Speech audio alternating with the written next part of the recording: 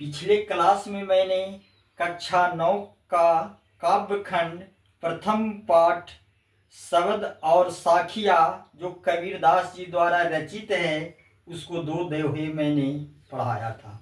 आज मैं तीसरा दोहा पढ़ा रहा हूँ। वह है हस्ती चढ़िए ज्ञान की सहज दुलीचा डारी, स्वान रूप संसार है भूखन दे झक मारी। यहाँ कबीरदास जी 2 विषयों पर ध्यान केंद्रित किया है। पहला है ज्ञान और दूसरा है हाथी।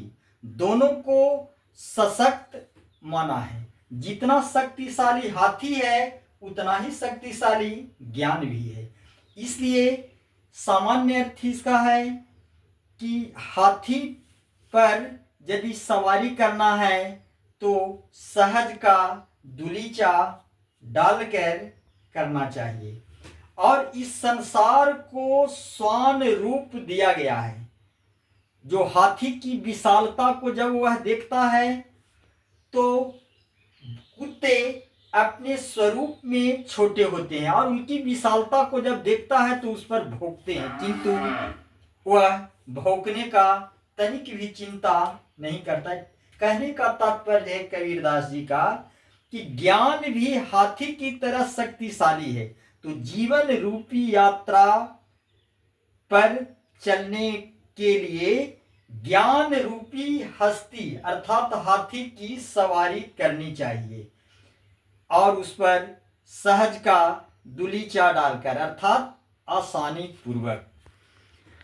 स्वान रूप संसार है अर्थात यह संसार कुत्ते का रूप है। अगर आपकी ज्ञान की विशालता को देखता है तो वह आप पर कई प्रकार की व्यंग वाणियां करती है, मजाक उड़ाते हैं, किंतु उनकी व्यंग उनकी मजाक को तनिक भी अपने मन मस्तिष्क पर अनसुनी करते रहें, कोई प्रभाव नहीं पड़े। कहने का अर्थ है कि तनिक भी उसकी परवाह नहीं करें। अब जो है तीसरा दोहा है पक्षापक्षी के कारणे सब जग रहा भुलान, निरपक होई के हरि भजे सोई संत सुजान। प्रस्तुत दोहे में कबीरदास जी कहना चाहते हैं इसमें सांप्रदायिकता के भेदभाव से ऊपर उठकर ईश्वर का भजन कीर्तन करने पर बल दिया है। यह सारा संसार पक्ष और विपक्ष के कारण भूल रहा है। जो निष्पक्ष भाव से भगवान ईश्वर का जो भजन कीर्तन करता है वही सच्चा संत कहलाता है।